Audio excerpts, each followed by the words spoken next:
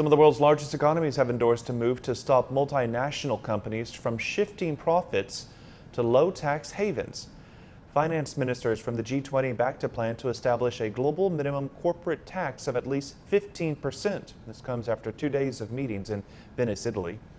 It will most likely affect big tech companies like Amazon and Facebook.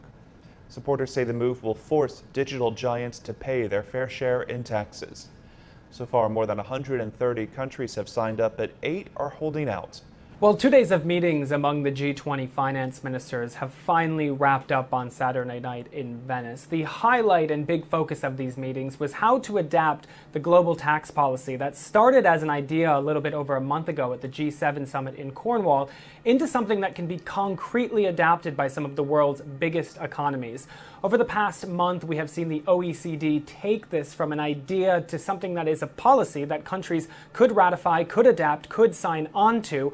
But the issue is that while 131 of the world's countries have signed on and agreed to adapt these rules, there are a number of holdout countries, 8 in total within Europe, which many of the world's eyes are on. That includes Estonia, Hungary, and Ireland. That is one of the big holdouts.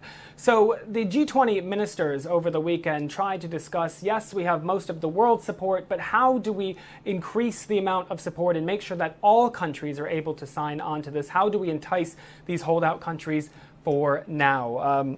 They ended the day with a joint communique that said that they would set a deadline of October when the heads of state of the G20 meet in Rome to try and convince these countries to sign on. They have different approaches, different ideas. They would try and use their bilateral relations to encourage them to sign on, but it will be a tricky road that lies ahead. There's no doubt about that, especially with the COVID-19 pandemic bearing brunt on a lot of the world's economy, trying to pick up and enter a recovery phase. There is a lot of optimism that is guiding this deal, notably the fact that, as by their estimates, it will bring at least of a minimum $100 billion in tax revenue for some of the world's economies to use on funding different recovery programs, especially as the global tax playing field is evened and stabilized into the coming years.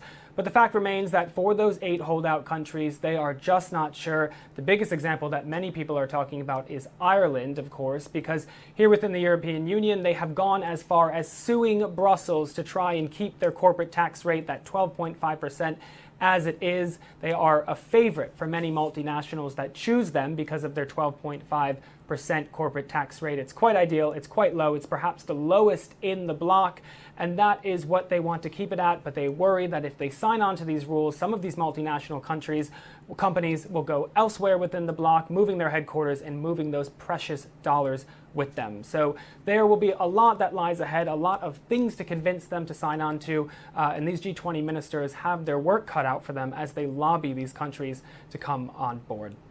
Ryan Thompson, CGTN, Frankfurt.